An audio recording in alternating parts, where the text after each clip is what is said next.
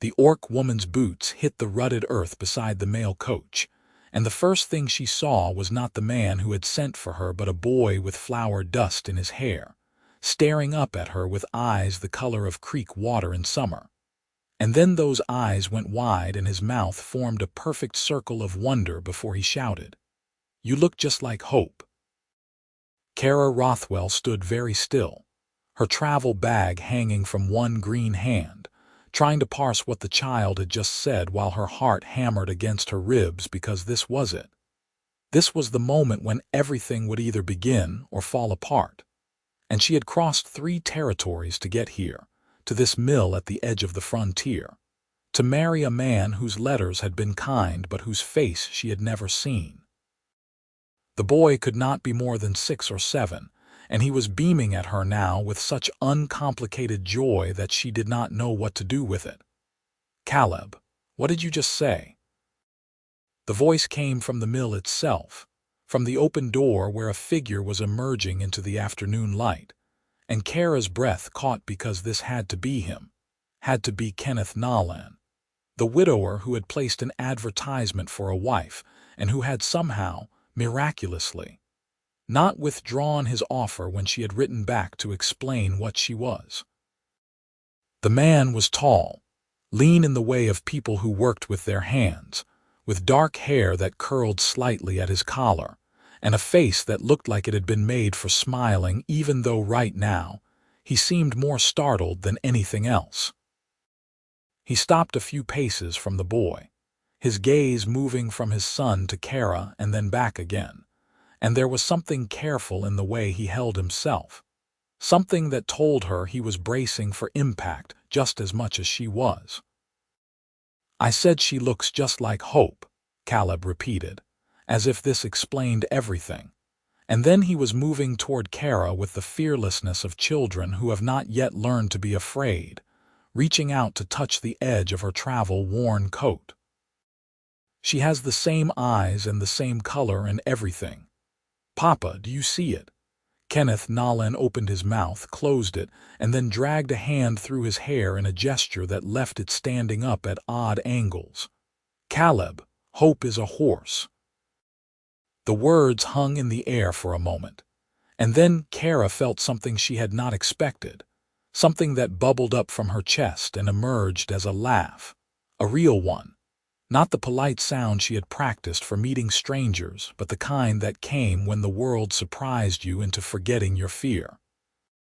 The boy looked up at her with approval, as if her laughter had confirmed something important, and Kenneth Nolan's careful expression cracked into something that might have been relief. "A very good horse," Caleb said with great dignity, looking between the 2 adults as if he could not understand why they were not grasping the significance of his observation. "The best horse. She is brown and big, and she lets me brush her mane, and she never bites even when I forget to bring her apples." "I will take that as a compliment," Kerra said, and her voice came out steadier than she had expected, steady enough that she could crouch down to bring herself closer to the boy's eye level, careful with her tusks, because she had learned long ago that children sometimes found them frightening. But Caleb just leaned in closer, studying her face with the serious attention of someone conducting important research. "Your teeth are different," he announced. "Hope does not have teeth like that, but your eyes are the same, all brown and kind, and you are tall like her too. Are you very strong?" "Hope can pull the whole cart by herself." "I am fairly strong," Kerra said, because what else could she say to that? And when she glanced up, she found Kenneth watching her with an expression she could not quite read. Something soft around his eyes that might have been gratitude or might have been something else entirely. "Caleb, let the lady breathe," Kenneth said, but there was no real censure in it, just a kind of fond exasperation that spoke of many similar conversations. He moved closer, extending a hand, and after a moment Kerra straightened and took it. His palm was warm, calloused from work, and his grip was firm without being aggressive. "I am Kenneth Nolan. I apologize for my son comparing you to livestock within 30 seconds of your arrival. I promise he means it as the highest praise." "Kerra Rothwell," she said, and then, because the moment seemed to call for honesty, "And I have been called worse things than a good horse, so I will count myself fortunate." Something flickered across Kenneth's face at that, something that looked almost like anger but not directed at her, and his hand tightened briefly on hers before he released it. "You should not have been called anything worse." "You should not," he stopped, seeming to catch himself, and then smiled, though this smile had edges to it.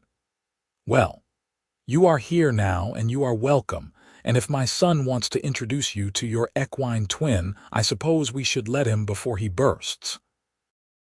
"I would be honored to meet Hope," Kerra said solemnly, directing this to Caleb, who whooped and grabbed her free hand with both of his, tugging her toward the barn that stood adjacent to the mill with its great wheel turning slowly in the current of the creek.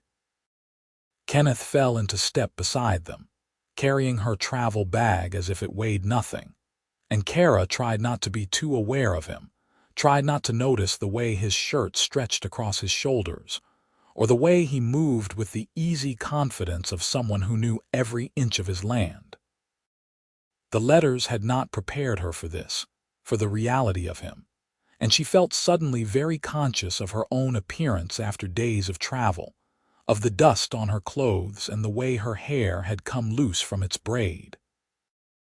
The barn was dim and sweet-smelling, full of the scent of hay and horses and the particular warmth that animals brought to a space.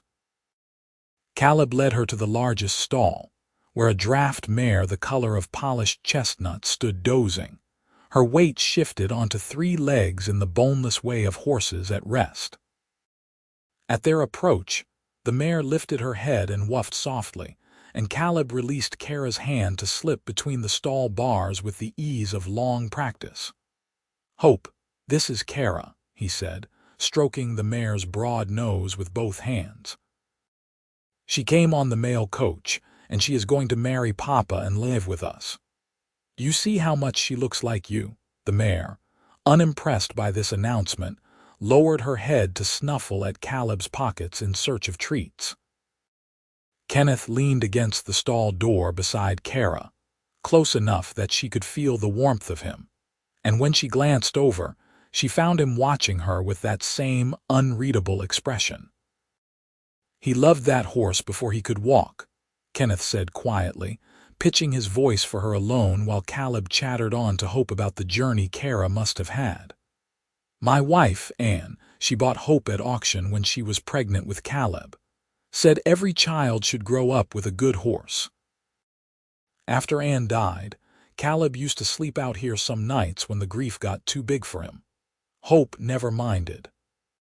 Kerra heard what he was not saying, heard the weight behind the words, and she understood suddenly what the comparison meant, what it had meant for this boy to look at her and see something beloved, something safe. "He is telling me I am welcome," she said, and it was not a question. "He is telling you that you are already part of the family," Kenneth said, and now his voice had gone rough around the edges. "In his world, there is no higher praise than being like Hope. She is steady and kind, and she has never let him down, not once. So if he says you look like her, what he means is that he trusts you already, that he can see something in you that makes him feel safe." He paused, then added with a quirk of his mouth, "Also, I think he might genuinely believe you look alike, which says interesting things about his powers of observation."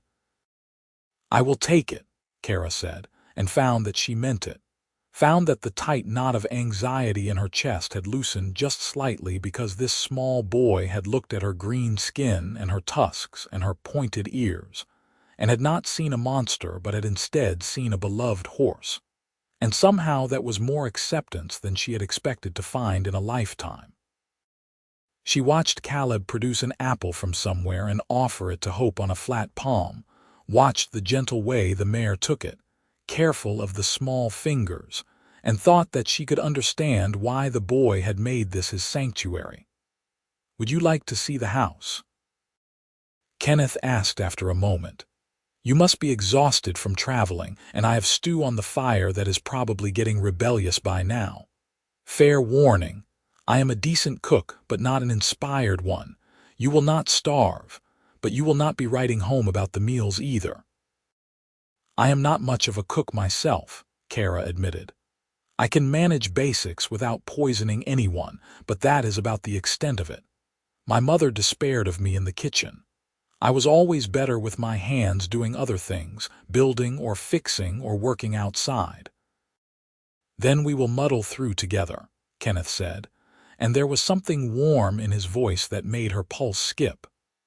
"Come on, before Caleb decides to give you a tour of every piece of tack in the barn.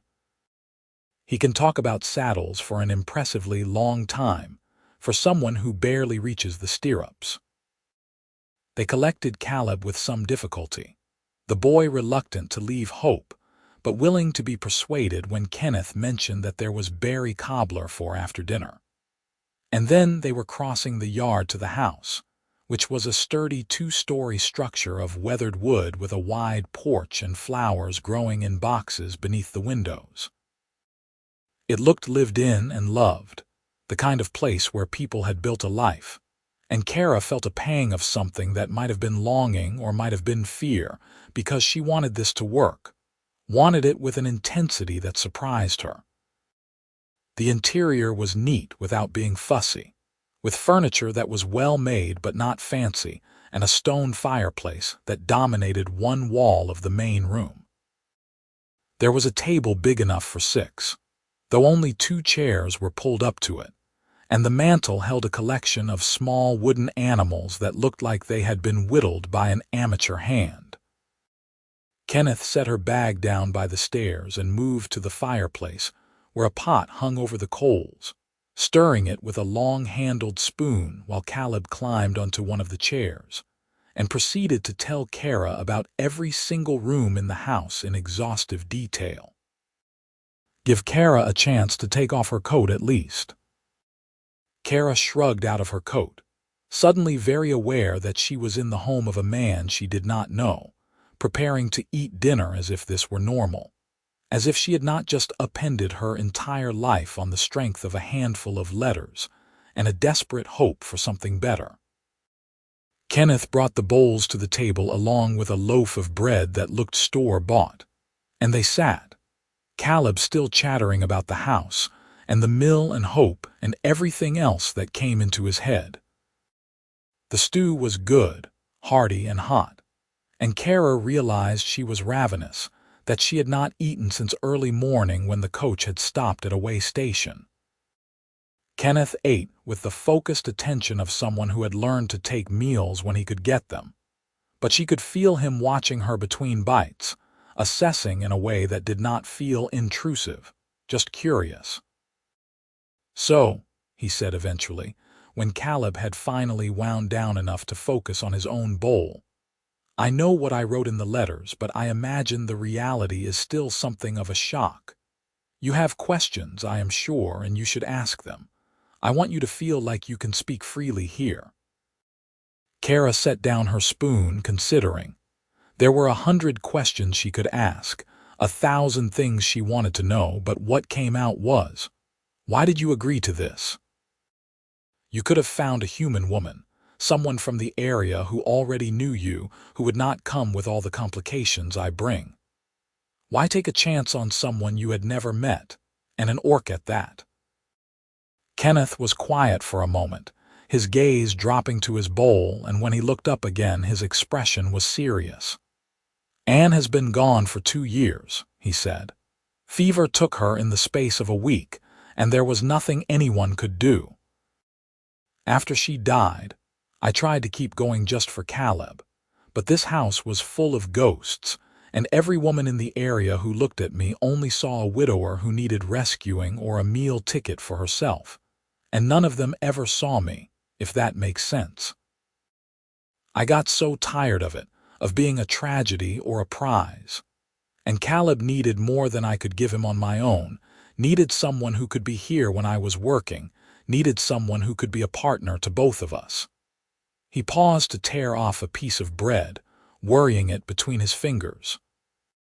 I placed the advertisement because I wanted a fresh start, wanted someone who would come here for the life we could build together, not for pity or obligation. And when you wrote back and told me what you were, and I could hear in your words how much courage it took to be that honest, I thought that was the kind of person I wanted to know. Someone brave enough to tell the truth even when it was hard. Someone who had reasons of her own for wanting something new. I was running out of options, Kerra said bluntly, because if he had been honest, she could be too. My village was small, and the humans nearby tolerated us but only barely, and there was no future there for someone like me. I am too old to still be unmarried by orc standards, too tall and too plain for anyone to look twice, and I did not want to spend my life being a burden on my family or dwindling into someone's pitied maiden aunt. When I saw your advertisement, I thought that maybe on the frontier, far from where people knew me, I could be something more than that. You are not plain, Kenneth said immediately, with enough conviction that she blinked at him. And you are not a burden. You are here because I asked you to come, because I thought we might be able to make something good together, and nothing about that is charity. His mouth quirked. Also, for what it is worth, Caleb has decided you are perfect, and his judgment is usually sound. He hated the last woman who tried to court me, hid her shoes in the grain barrel. She had a mean voice, Caleb said without looking up from his stew. She sounded like the chickens when they are angry. Kerra felt that startled laugh building in her chest again. That is a very specific comparison. He is good at those, Kenneth said dryly. Last month he told our neighbor that his new hat made him look like a worried turnip. I am still apologizing for that one. They finished the meal with easier conversation, Caleb interjecting random observations and Kenneth telling her about the mill, about how the work ebbed and flowed with the seasons, about the farmers who brought their grain and the rhythm of the days. Kerra found herself relaxing despite everything, found that Kenneth had a way of talking that invited her in without demanding anything, that he laughed easily and did not seem bothered when she was quiet, content to let the silence sit when the conversation lulled. After dinner, Kenneth showed her to the room that would be hers, carrying her bag up the narrow stairs with Caleb trailing behind. The room was small but clean, with a window that did indeed overlook the creek, and a quilt in shades of blue and green that must have taken months to piece together. There was a washstand with a basin and a pitcher of water, a dresser with a cracked mirror, and a rag rug on the floor that looked like it had been braided by hand. It is not much, Kenneth said, setting her bag on the bed, but it is yours for as long as you need it. There are extra blankets in the chest at the foot of the bed, and if you need anything, my room is just across the hall. He hesitated, then added, I know this is all very strange and very fast, and I do not expect you to make any decisions right away. Take the time you need to settle in, to figure out if this is what you want. If you decide it is not, I will help you get wherever you want to go, no questions asked. Kerra looked at him, at this man who was offering her an escape route even when he must want her to stay, and felt something shift in her chest. I will stay, she said. At least long enough to meet your standards as compared to livestock. That seems only fair. Kenneth laughed, a real laugh that crinkled the corners of his eyes and made him look younger. I think you have already passed that test. Sleep well, Kerra Rothwell. Tomorrow I will put you to work and you can decide if you truly want to hitch yourself to this wagon. He ushered Caleb out, the boy calling a sleepy good night. And then Kerra was alone in the little room with the sound of the creek outside, and the weight of the day settling over her like a blanket. She unpacked her few belongings, washed her face in the cold water from the pitcher, and lay down on the bed in her shift, staring up at the ceiling beams and trying to process everything that had happened. She had expected fear, expected rejection or disgust, or at best a cold tolerance. And instead, she had found a man who seemed genuinely kind, and a boy who thought she looked like his favorite horse. And it was so far from what she had braced herself for that she did not quite know what to do with it. The house creaked around her, settling into night, and she heard Kenneth's footsteps in the room across the hall, heard the low murmur of his voice as he said something to Caleb, and thought that maybe, just maybe, this could be the beginning of something real. She woke to sunlight slanting through the window and the smell of bread toasting, and for a moment she forgot where she was, her heart lurching in her chest before memory returned. She dressed quickly in her work clothes, the sturdy skirt and blouse she had brought for days that required practicality, and braided her hair back tightly before heading downstairs. Kenneth was at the stove, coaxing eggs in a skillet, and Caleb was at the table with his chin propped on his hands, looking like he was still half asleep. They both looked up when she appeared, and Kenneth smiled, easy and warm, as if it were the most natural thing in the world to have her there. "Good morning," he said. "I hope you like eggs because I made far too many. Caleb thinks if we do not cook at least a dozen at once, we will somehow starve before lunch." "I was hungry yesterday," Caleb protested, "and the day before that. You are always hungry." "You are a bottomless pit of a child." Kenneth slid eggs onto plates and brought them to the table, along with the toast and a jar of jam that looked homemade. "Kerra, how do you feel about learning the mill today? I thought I could show you the operation, and if you are interested, teach you the basics. It is not complicated work, but it requires attention, and it would be good to have another set of hands." "I would like that," Kerra said, and found that she meant it, that the idea of learning something new, of being useful, appealed to her more than another day of sitting idle and anxious. They ate quickly, Caleb waking up enough to resume his habit of constant narration, telling Kerra about the time a mouse had gotten into the mill and Hope had been scared of it, which Kenneth disputed, claiming the horse had been utterly indifferent and it had been Caleb himself who had shrieked. After breakfast, Kenneth led her out to the mill, Caleb running ahead to check on Hope.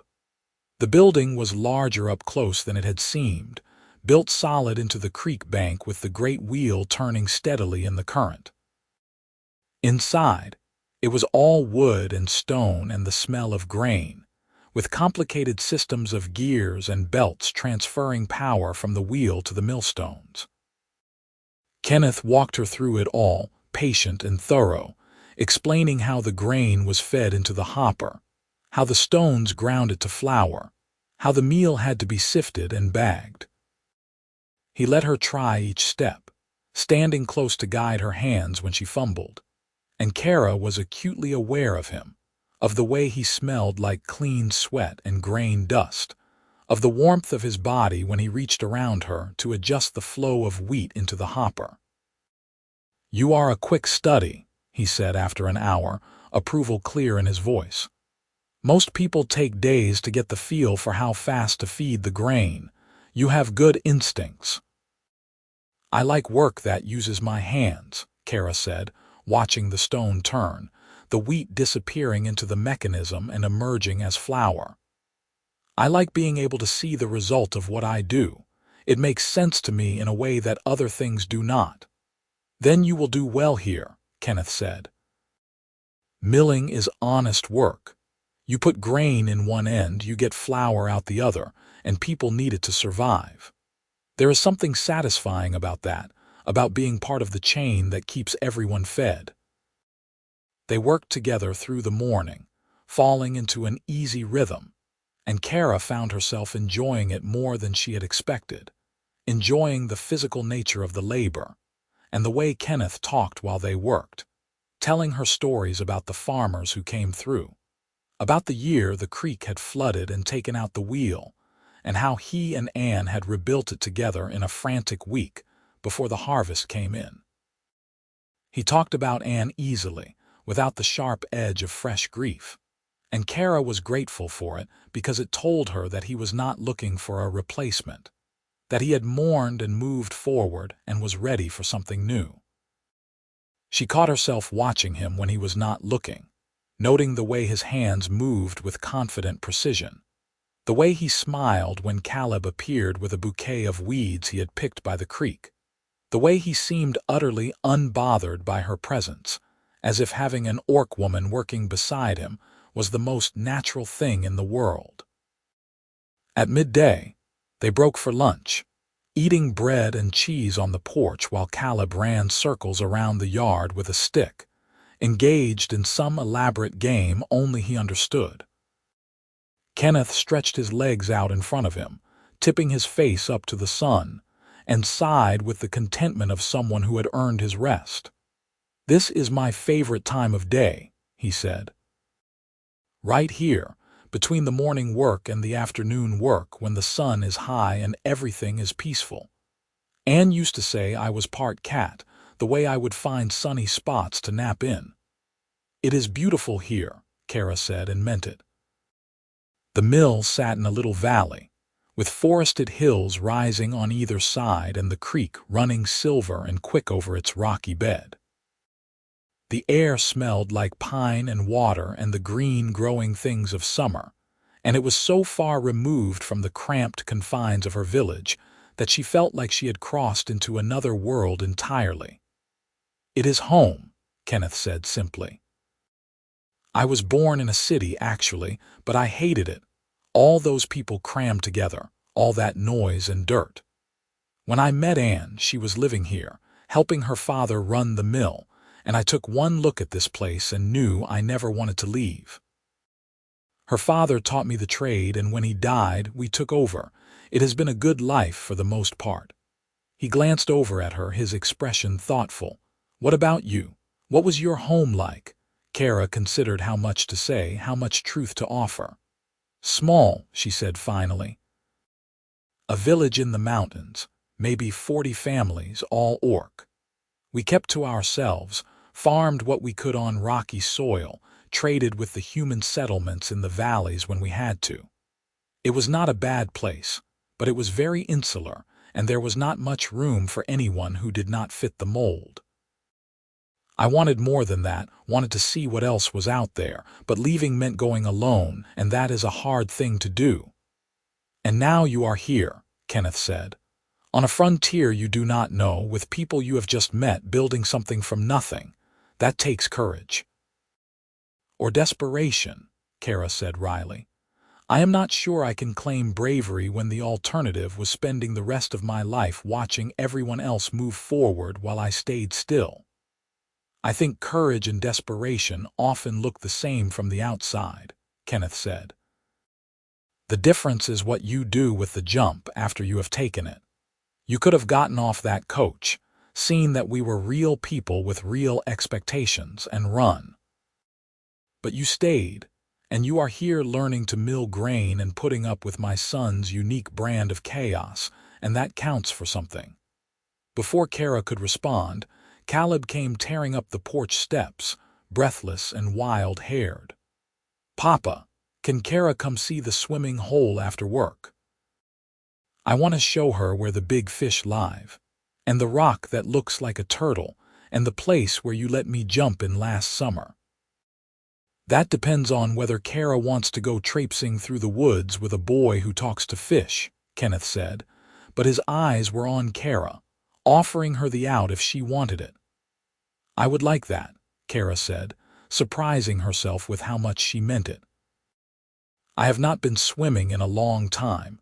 It sounds like a fine way to spend an evening." Caleb crowed with delight and ran off again, presumably to inform Hope of this development, and Kenneth chuckled. "You have made his entire week." Fair warning, the swimming hole is about a 20-minute walk into the hills and the trail is not great. If you would rather stay here and rest, he will understand. He is enthusiastic, but he is not cruel. "I want to go," Kerra said firmly. If I am going to be part of this family, I should see the places that matter to you, and clearly this swimming hole is significant." Kenneth's expression softened. "It was Anne's favorite place," he said quietly. "She used to take Caleb there every summer evening, and after she died, he did not want to go for a long time because it hurt too much. Last year, he finally asked me to take him again, and it was like something unlocked in him. He is trying to share it with you, which means he is ready to make new memories there, and that is a gift." Kerra felt the weight of that, understood what the boy was offering without even knowing he was offering it. "Then I will be honored to go," she said, and Kenneth smiled at her, a smile that reached his eyes and made her feel like she was doing something right, like she was building something that mattered. The afternoon passed in more work, in learning the subtleties of the mill and the 100 small tasks that went into keeping it running smoothly. Kenneth was an excellent teacher, patient without being condescending, and he had a way of explaining things that made sense to her, breaking down the complex into manageable pieces. By the time the sun started to lower, Kerra felt like she had accomplished something real, like she had earned her place, at least for one day. They closed up the mill as the light turned golden, and Caleb appeared with a bundle that turned out to be towels and a change of clothes, already vibrating with excitement.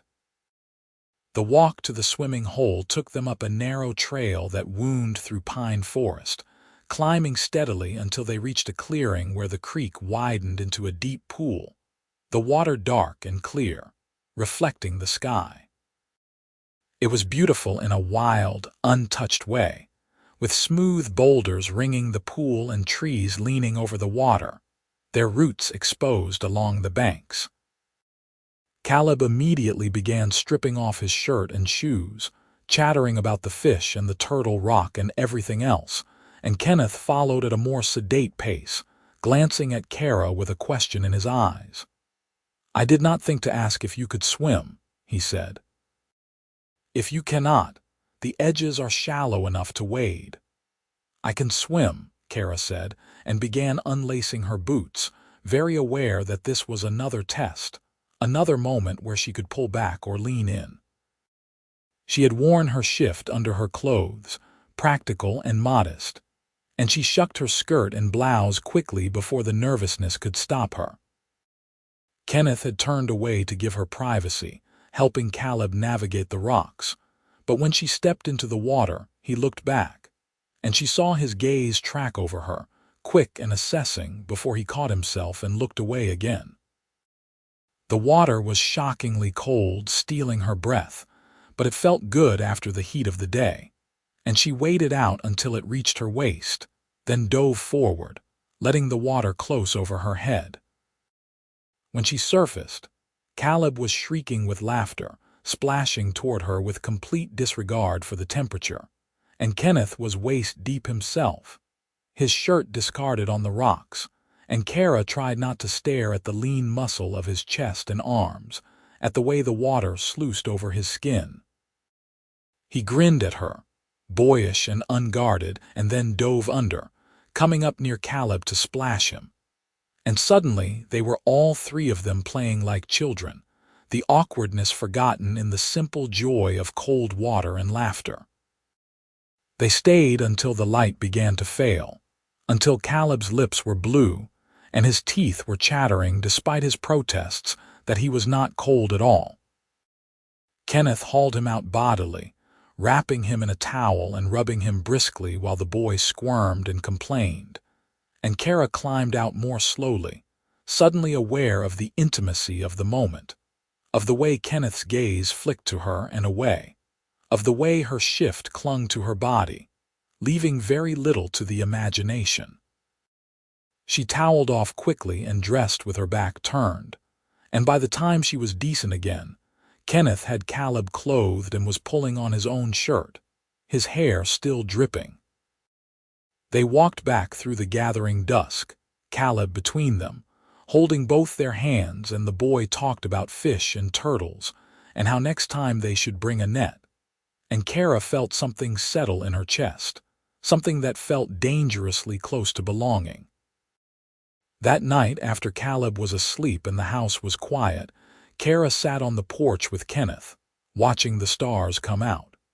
He had brought out 2 cups of tea, strong and sweet, and they drank in companionable silence, the kind that did not need filling with words. "Thank you," Kenneth said eventually, his voice low. "For today, for all of it.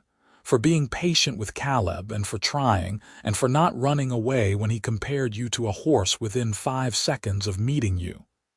"He meant it kindly," Kerra said. "And honestly, it was the best welcome I could have hoped for. It broke the tension, made me feel like I was not walking into a situation where I had to prove myself immediately. I have been so afraid that I would arrive, and you would take one look at me and realize you had made a terrible mistake." "I have not made a mistake," Kenneth said, and there was conviction in his voice. "I do not know what this is going to become or how it is going to work, but I know that I am glad you are here. You fit, somehow, in a way I did not expect. Caleb feels it too, I can tell. He has been lighter today than I have seen him in months, and that is because of you." Kerra turned to look at him, at the way the lamplight from inside the house caught in his eyes, and felt her breath hitch. "I do not want to be just a convenience," she said, the words coming out before she could stop them. "I do not want to be the person who fills a gap because she was available.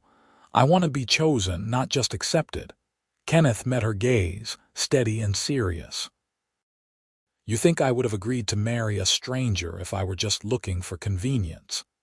If I wanted someone to cook and clean and be a warm body in the house, I could have hired help. I put out that advertisement because I wanted a partner, someone to build a life with, someone who would be here because they wanted to be, not because they had no other choice. And when you wrote back, I chose you, Kerra. Not because you were the only option, but because your words made me think you were someone worth knowing. And every moment since you got off that coach has confirmed it." He reached out, tentative, and touched her hand where it rested on the porch railing. His fingers were warm, slightly rough, and they curled around hers with a gentleness that made her throat tight. "I am not asking you to make promises tonight," he said. "But I want you to know that I see you, not as a replacement for Anne or as a convenient solution to a problem, but as yourself. And I like what I see." Kerra turned her hand over, lacing her fingers through his, and felt the weight of the gesture, the promise implicit in it. "I want to stay," she said. "I want to see where this goes. I am still afraid, but I am willing to try." "That is all I can ask," Kenneth said and smiled. And they sat there together under the stars, holding hands like young lovers, and Kerra thought that maybe, just maybe, she had found something worth the risk. The days that followed fell into a rhythm that felt both strange and natural, a blending of new experiences and comfortable routines. Kerra woke each morning to the sound of the creek and the smell of breakfast, helped Kenneth with the mill, and spent her afternoons with Caleb, who seemed determined to show her every inch of the property and introduce her to every animal, plant, and interesting rock. Kenneth was a steady presence, always nearby, always ready with a joke or a bit of conversation, and Kerra found herself relaxing in ways she had not expected, found that the fear of rejection was slowly being replaced by something warmer. She learned the rhythms of the mill, the way the work ebbed and flowed with the customers who came through, farmers with wagons full of grain and gossip, tradesmen picking up flour for the bakeries in the nearest town. Some of them stared at her green skin and her tusks, but Kenneth never flinched, never acted as if her presence was anything unusual. And gradually, people seemed to accept her as part of the landscape, another fixture of Nolan's mill. Caleb remained her most devoted champion, following her around with the persistence of a shadow and offering a steady stream of observations, questions, and unsolicited advice. He had decided that she needed to know everything he knew, which was a dizzying array of information ranging from the useful to the utterly baffling. And Kerra found herself charmed despite herself, found that the boy's unfiltered affection was a balm to wounds she had not realized she carried. Kenneth watched them together with a soft expression, and sometimes Kerra would catch him looking at her with something in his eyes that made her heart skip, something that looked like affection or maybe the beginning of something deeper.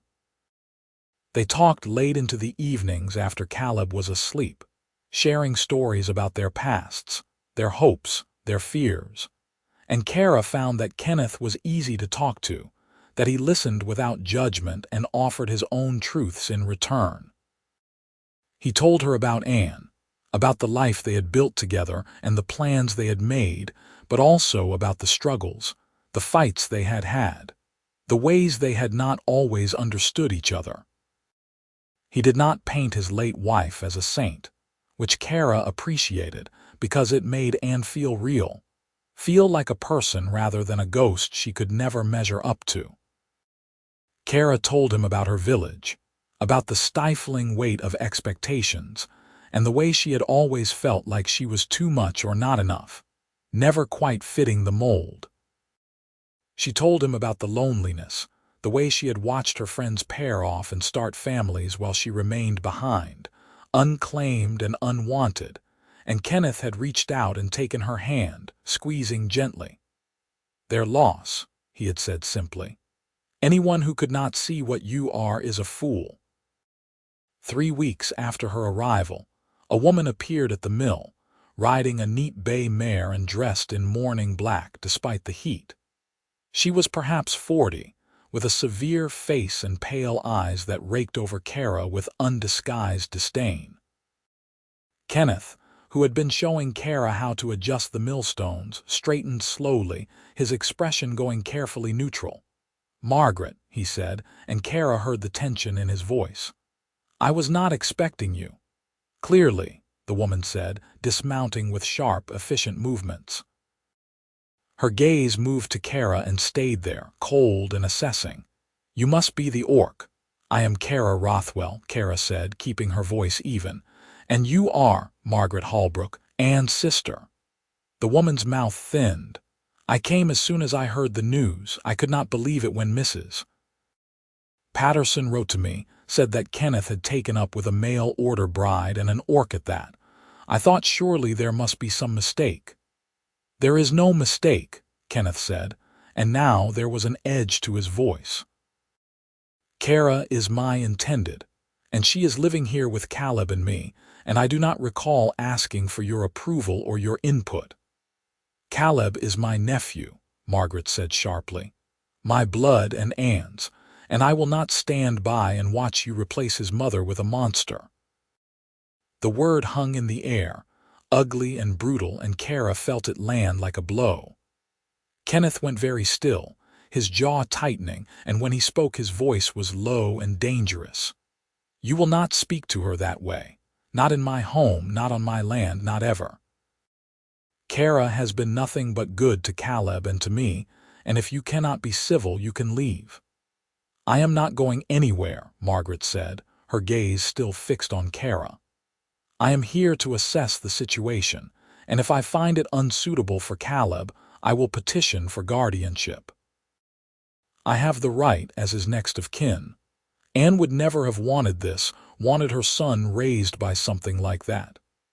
"Anne would have wanted Caleb to be happy," Kenneth shot back.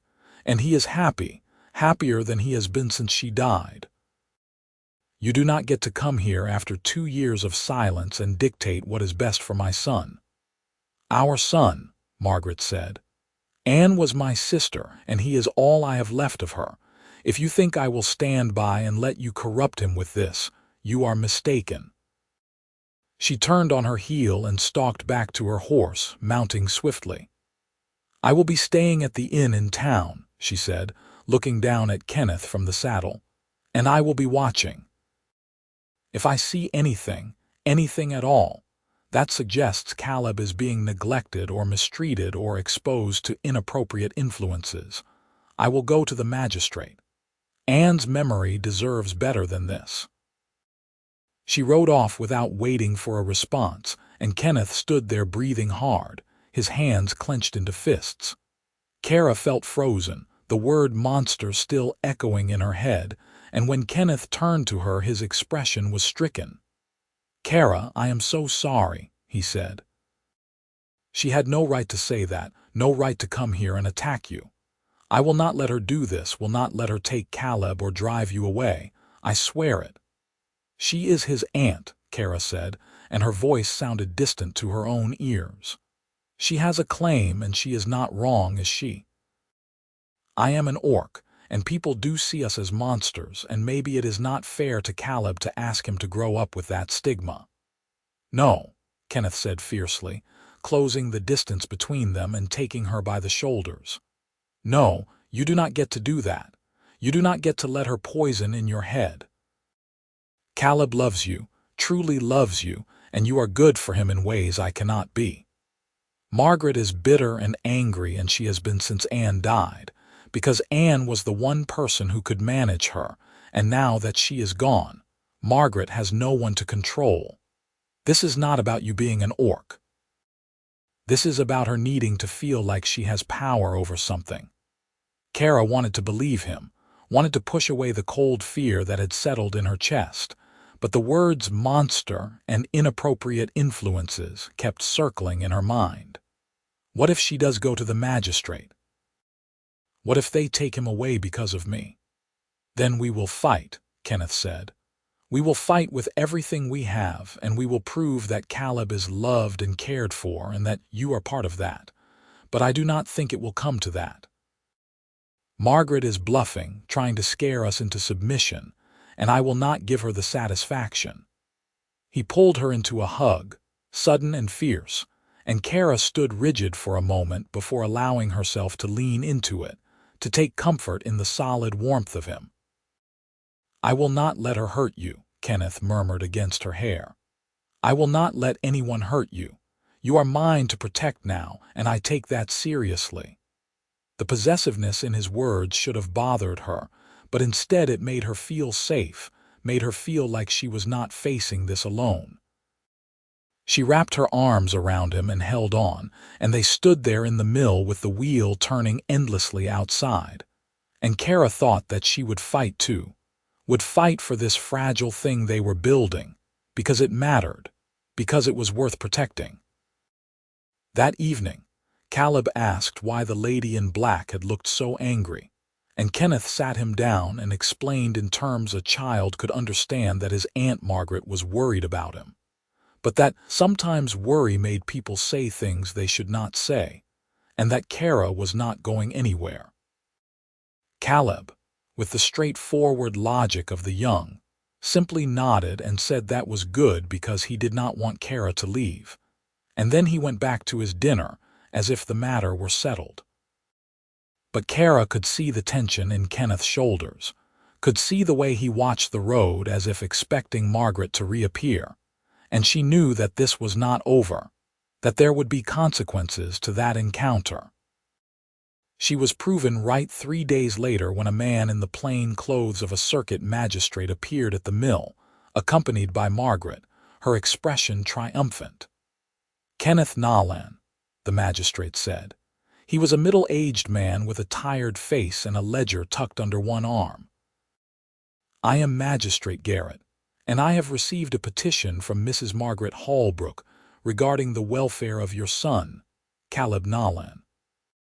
She has expressed concerns about the living situation here, specifically regarding the presence of an orc woman in the household, and I am here to assess the situation and determine whether those concerns are warranted." Kenneth's face went very still. "Caleb is happy and healthy and well cared for. You are welcome to see that for yourself." "I intend to," Garrett said, not unkindly. "Mrs. Holbrook has alleged that the child is being exposed to inappropriate influences and that his moral and physical welfare may be at risk." As magistrate, it is my duty to investigate such claims, particularly when they concern a minor child. This is absurd, Kenneth said, but his voice was controlled, careful. My son is thriving. Kerra has been nothing but kind and attentive to him, and he is happier now than he has been in 2 years. You will see that when you speak to him. Then let us speak to him, Garrett said, and Kenneth led them into the house, calling for Caleb, who came bounding in from outside with dirt on his knees and a grin on his face. The grin faded when he saw the strangers, and he moved immediately to Kenneth's side, leaning against his father's leg. Caleb, this is Magistrate Garrett, Kenneth said, a hand on the boy's shoulder. He is here to talk to you about how you are doing, about whether you are happy here. You do not have to be scared. Just tell him the truth. Garrett crouched down to Caleb's level, his expression gentle.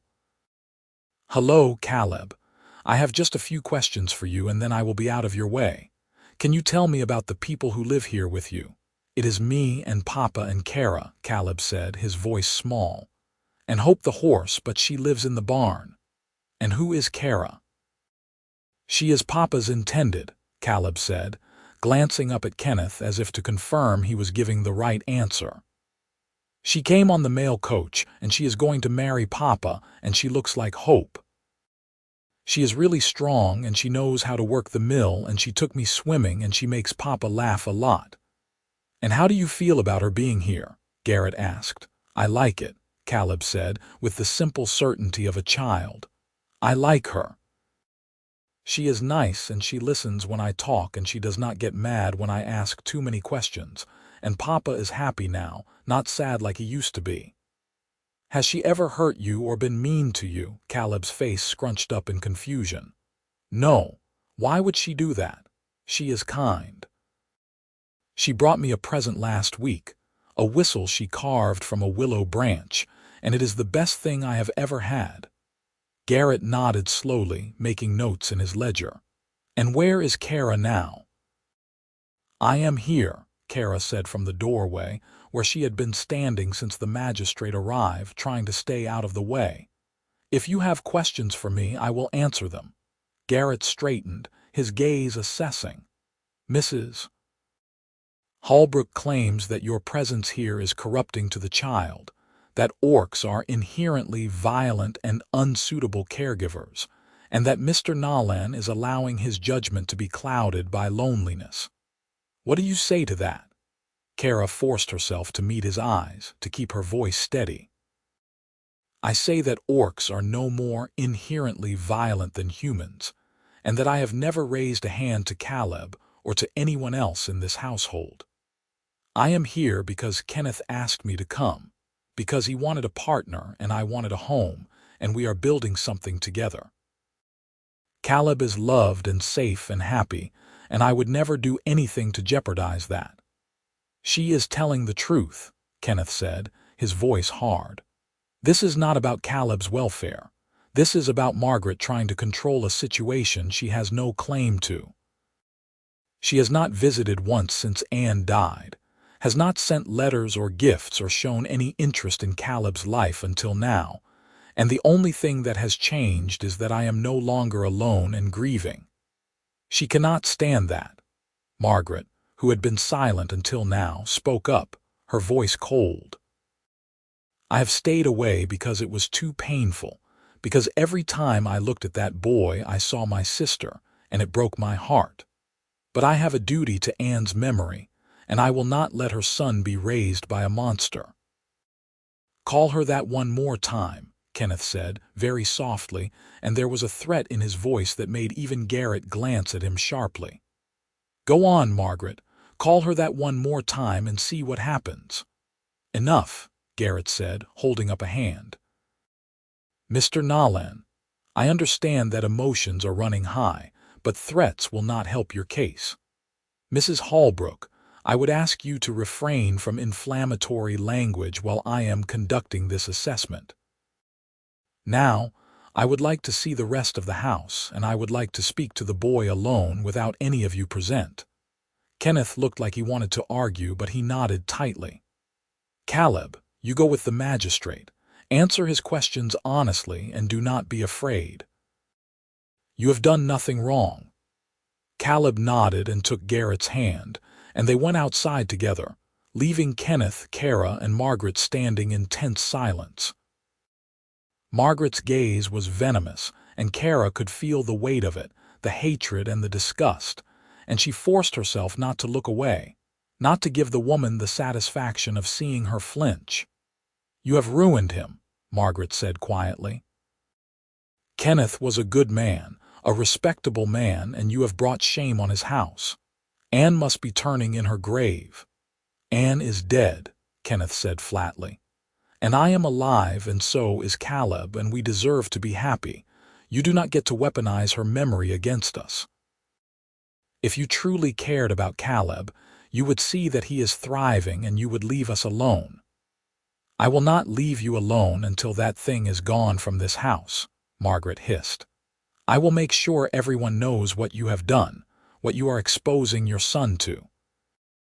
You think the magistrate will let this stand? You think people will accept an orc stepmother for a human child? You are a fool. Before Kenneth could respond, Garrett and Caleb returned, the boy looking relieved to see his father. Garrett's expression was unreadable, and he made a few final notes in his ledger before closing it. I have seen enough, he said. Caleb is clearly well cared for, healthy, and content. The household is clean and orderly, and there is no evidence of neglect or mistreatment, while I understand Mrs. Holbrook's concerns about unconventional living arrangements. The law does not prohibit interspecies cohabitation, and as Mr. Nolan is the boy's legal father, he has the right to determine who resides in his home. That is it, Margaret's voice rose. You are just going to ignore the fact that he is living with a monster.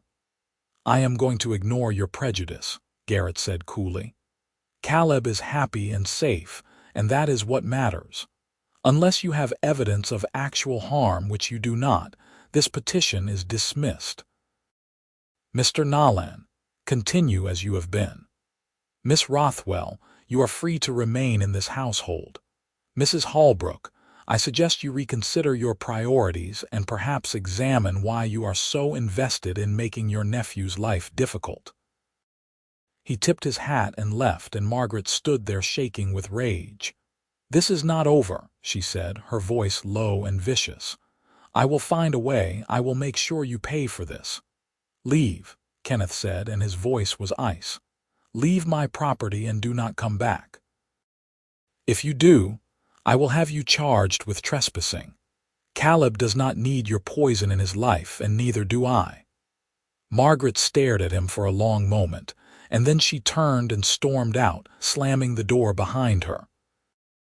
Kenneth sagged slightly, as if all the tension had been holding him upright, and Kerra moved to his side, taking his hand.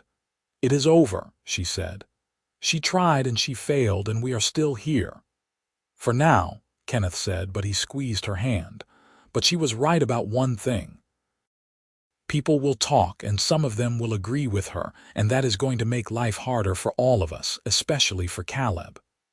Then we will deal with it, Kerra said, together, because that is what partners do. Caleb, who had been watching them both with wide eyes, suddenly grinned. Does this mean you are really staying? You are not going to leave because of Aunt Margaret.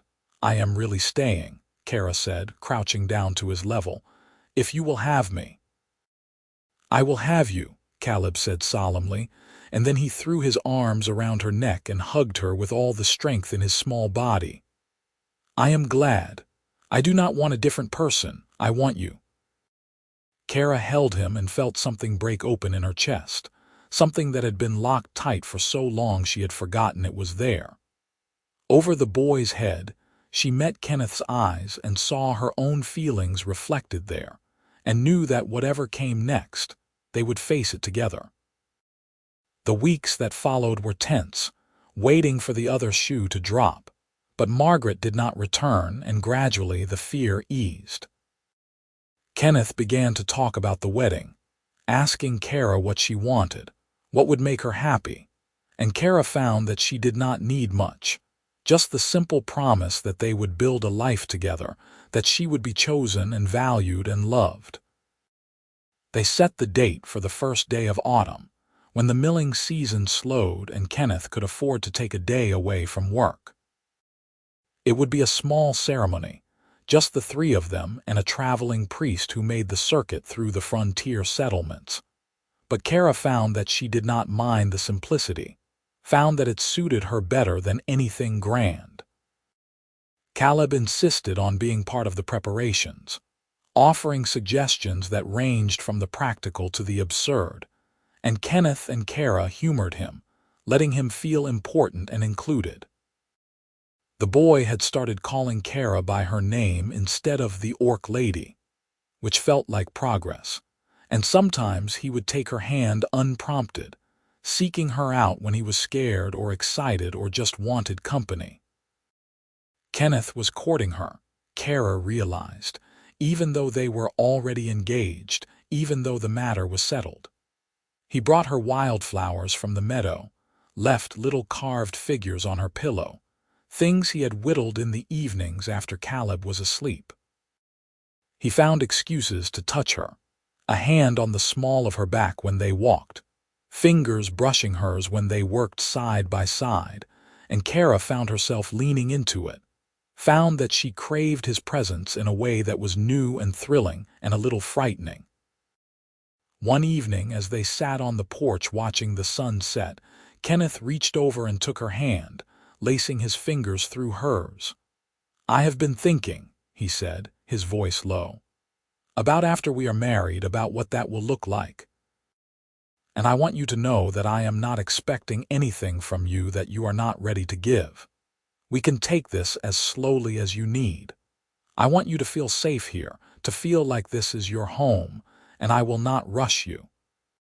Kerra turned to look at him, at the earnestness in his face, and felt her heart swell. "You are a good man, Kenneth Nolan," she said, "better than I ever hoped to find. And I want you to know that I am not afraid of you or of what comes next. I am ready whenever you are." He smiled, slow and warm, and leaned in to press a kiss to her forehead, chaste and sweet. "Then we will figure it out together," he said, "one day at a time." The day of the wedding dawned clear and cool, the first hint of autumn in the air.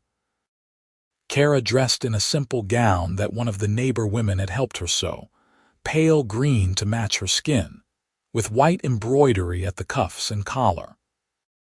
She braided her hair and tucked wildflowers into it, and when she came downstairs, Kenneth was waiting, dressed in his best clothes with Caleb at his side, the boy practically vibrating with excitement. "You look beautiful," Kenneth said, and his voice had gone rough with emotion. "Absolutely beautiful." The priest arrived, a kindly older man who asked no questions about Kerra's heritage, and they gathered in the yard beside the barn where Hope stood in her stall, garlanded with ribbons and flowers at Caleb's insistence. The ceremony was brief, simple vows exchanged under the open sky, and when the priest pronounced them married, Kenneth kissed her, gentle and lingering, and Kerra felt like she was finally, truly home. Caleb, who had been designated the official witness, announced that he had a very important job to do, and then he took Kerra's hand and led her to Hope's stall. "I wanted you to know," he said seriously, "that Hope approves. I asked her this morning and she snorted, which means yes. So now you are officially part of the family, because Hope says so." Kenneth laughed, bright and unguarded, and Kerra found herself laughing too, found that the joy was so big she could not contain it. They spent the rest of the day together, the three of them, eating a simple meal and walking down to the swimming hole and just being together, and it was perfect in a way that had nothing to do with grandeur and everything to do with love. That night, after Caleb was asleep, Kenneth took Kerra's hand and led her to his room, to their room now, and they came together with a tenderness that made her want to weep, with a gentleness that spoke of promises and patience and a future stretching out before them. and when she lay in his arms afterward, listening to his heartbeat steady and strong beneath her ear, Kerra thought that she had found something she had not even known to look for, something that felt like hope and home all tangled together. The seasons turned, autumn giving way to winter, and life at the mill settled into a new normal. Kerra learned to love the rhythm of the days, the satisfaction of hard work and the warmth of the evenings spent together as a family. Kenneth was an attentive husband, quick to laugh and slow to anger, and he had a way of making her feel valued that she had never experienced before.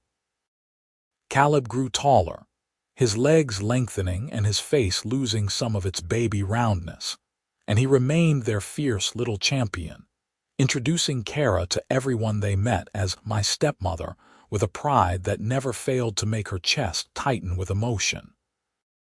The boy adored her, and she adored him right back, and sometimes Kenneth would watch the two of them together with such naked happiness on his face that it made Kerra's breath catch. There were still people who stared, still whispers when they went into town, but the mill's reputation was strong, and Kenneth had been part of the community long enough that most people were willing to give him the benefit of the doubt. Margaret had not returned, and Kerra hoped that the woman had moved on, had found some other outlet for her anger and grief.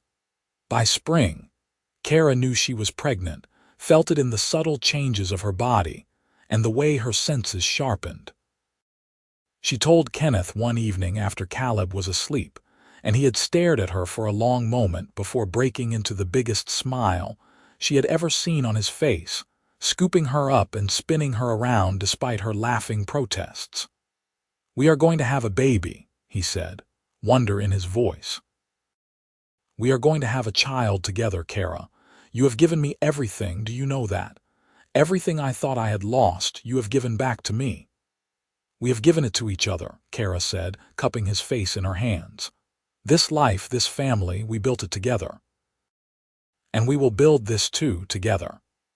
The pregnancy progressed easily, and Kerra continued to work at the mill until she grew too large to move comfortably, and then she took over the household tasks, cooking and cleaning and keeping the books for the business. Caleb was fascinated by the whole process, asking endless questions about how babies worked and whether his new sibling would look like him or like Kerra, and Kenneth fielded these questions with admirable patience and creativity. The baby was born on a hot summer night, a squalling boy with Kenneth's dark hair and Kerra's green-tinged skin, a perfect blend of both of them. They named him Tobias, and Caleb proclaimed himself the best big brother in the entire world and took his duties very seriously, always wanting to hold the baby or help with feedings or just sit nearby and watch with wide, adoring eyes. Kenneth was besotted, spending every free moment with Tobias, and Kerra watched him rock their son to sleep, and thought that she had never seen anything more beautiful than this man cradling their child with such infinite gentleness. They were a family, whole and complete, and the love that filled the house was a living thing, bright and warm and unshakable. Years passed, marked by the turning of the seasons and the milestones of their children's lives. Tobias grew into a sturdy, cheerful boy who loved the mill and the creek, and especially his big brother.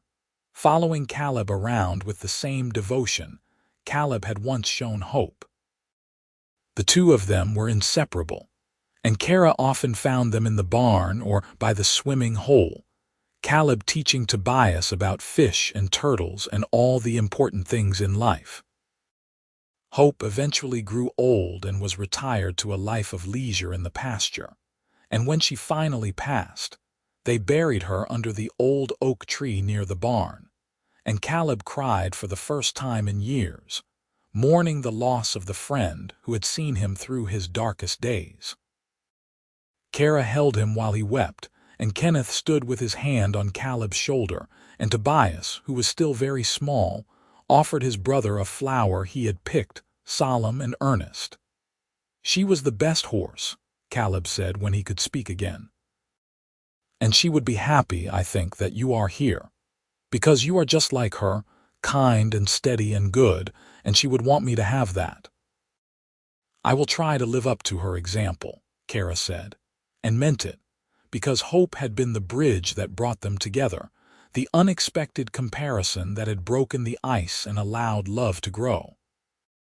Margaret never came back, never reached out, and eventually they heard through a neighbor that she had moved east to live with a cousin, and Kerra hoped that the woman had found peace, though she could not quite forgive the cruelty of that long-ago confrontation.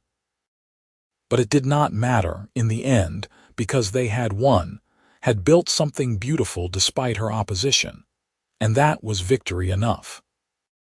Caleb grew into a young man, tall and lanky with his mother's eyes and his father's easy smile, and he showed no interest in leaving the mill, content to learn the trade and take over when Kenneth was ready to step back. He was kind to everyone he met, and he had a particular gift for putting people at ease, and Kerra thought that Anne would have been proud of the man her son had become, and grateful that he had found happiness despite his grief. Kenneth aged gracefully, silver threading through his hair and laugh lines deepening around his eyes, and he remained the same steady, playful man she had fallen in love with, always ready with a joke or a kiss or a moment of tenderness. They had built a good life together, a life full of work and love and laughter, and Kerra had never once regretted getting off that mail coach all those years ago, never once looked back with longing at the life she had left behind. One evening, when Tobias was 9 and Caleb was preparing to court a girl from town, Kerra and Kenneth sat on the porch as they had so many times before, watching the sun set over the mill. His hand found hers, warm and familiar, and they sat in comfortable silence, the kind that came from years of knowing each other deeply. "You remember," Kenneth said eventually, "the first day you arrived when Caleb told you that you looked like hope." "I remember," Kerra said, smiling at the memory. "I thought he was insulting me at first, until I realized he meant it as the highest compliment." "He was right, you know," Kenneth said, turning to look at her, his expression soft. "Not about you looking like a horse, although I suppose there is a certain handsome quality to both of you." He grinned when she swatted his arm. "No, I mean about what you are, steady and kind and strong, someone who carries others when they cannot carry themselves. You came into our lives when we needed you most, and you gave us hope, real hope that we could be whole again. And you have never wavered, never faltered, never stopped being exactly who we needed. I love you, Kerra Nolan. I loved you then, and I love you now, and I will love you for all the days I have left." Kerra felt tears prick her eyes, the good kind, the kind that came from being so full of happiness that it had to overflow. "I love you too," she said. "You and Caleb and Tobias, you are everything I never knew I wanted, everything I was afraid to hope for. You took a chance on me, on a stranger who showed up on your doorstep with nothing but a bag and a prayer, and you gave me a home. You gave me a family. You gave me a life worth living." Kenneth pulled her close, and she rested her head on his shoulder, and they sat there as the light faded and the stars came out. Two people who had found each other against all odds and built something that would last. Inside the house, they could hear Caleb and Tobias arguing good-naturedly about something, and the sound was music, the sound of life and love and the future unfolding exactly as it should. And in the barn, in the place where hope had once stood, there was an emptiness that was not really empty at all, because her legacy lived on in the family she had helped to create, in the boy who had seen past fear and prejudice to recognize kindness when it arrived, and in the woman who had stepped off a mail coach into an uncertain future and found, instead, everything she had ever needed. The years continued to pass with the gentle inevitability of the seasons, bringing with them the small joys and sorrows that make up a life. Tobias grew tall and strong, with his father's work ethic and his mother's directness, and he became as skilled at the mill as Caleb, the two brothers working side by side in easy partnership. Kenneth stepped back gradually, letting his sons take on more of the responsibility, while he spent his time fixing things around the property and carving elaborate wooden toys for the neighbor children. Caleb married his sweetheart, a practical young woman named Ellen, who took one look at the family and declared them all wonderful and slightly mad. And she fit in perfectly, treating Kerra with easy affection and calling her Mama Nalan from the start. They built a small house on the property, close enough to help with the mill but far enough for privacy. And when their first child arrived, a daughter, Caleb brought her to meet Kerra with tears in his eyes. "I want you to know," he said, holding the tiny bundle carefully, "that you are her grandmother truly and completely. Blood does not matter. You raised me, you loved me, and that makes you family in every way that counts." Kerra held her granddaughter and felt the weight of time and love, and everything they had built together, and she thought of that first day, of the frightened woman who had stepped off the coach expecting rejection, and finding instead a small boy who saw her as hope incarnate, and she marveled at the strange and beautiful paths life could take. Kenneth's health began to fail as he moved into his 60s. Nothing dramatic but a slow winding down, a gradual loss of energy and strength. He bore it with the same humor he had brought to everything else, joking that he had earned his rest after all these years of chasing after boys and orcs and runaway millstones. Kerra nursed him through the bad days, sat with him through the long nights, and they talked about everything and nothing, the easy conversation of two people who had shared a lifetime. One evening, as spring turned to summer and the creek ran high with snowmelt, Kenneth called his family together. Caleb and Ellen came with their children, and Tobias came in from the mill with flour still dusting his hair, and they gathered around Kenneth's bed where he lay propped up on pillows, looking tired but content. "I wanted you all here," he said, his voice weaker than it had once been but still clear, "because I have something important to say. I am an old man and I have lived a good life, better than I had any right to expect. I have been blessed with children who make me proud, with a wife who has been my partner in every way, and with more love than any one person deserves." He reached out and took Kerra's hand, holding it gently. "Kerra, you saved us. You stepped into a broken household and you made it whole again, and you did it with patience and grace, and a kind of courage that still humbles me. Caleb, my boy, you are the man your mother always hoped you would be and more. You have built a good life, and you have given me grandchildren to spoil, and I am so proud of you. Tobias, you are the child I never expected to have, the gift that came from taking a chance on love, and you have brought joy to my days in ways I cannot even express. And to all of you, I want you to know that this family, this strange and wonderful family we have built together, is my greatest achievement. Guard it, protect it, and never let anyone tell you that love has boundaries." There were tears, of course, and embraces, and promises to carry on his legacy, and Kenneth smiled through it all, peaceful in a way that spoke of a man who had made his peace with endings. He lingered for another few weeks, long enough to see the summer truly arrive, long enough to sit on the porch one last time with Kerra and watch the sun set over the mill. And then one morning he simply did not wake, slipping away in his sleep with a slight smile on his face. They buried him beside Anne, under the oak tree near where hope rested, and the entire community turned out to pay their respects, because Kenneth Nalan had been a good man, respected and loved, and his passing was felt by many.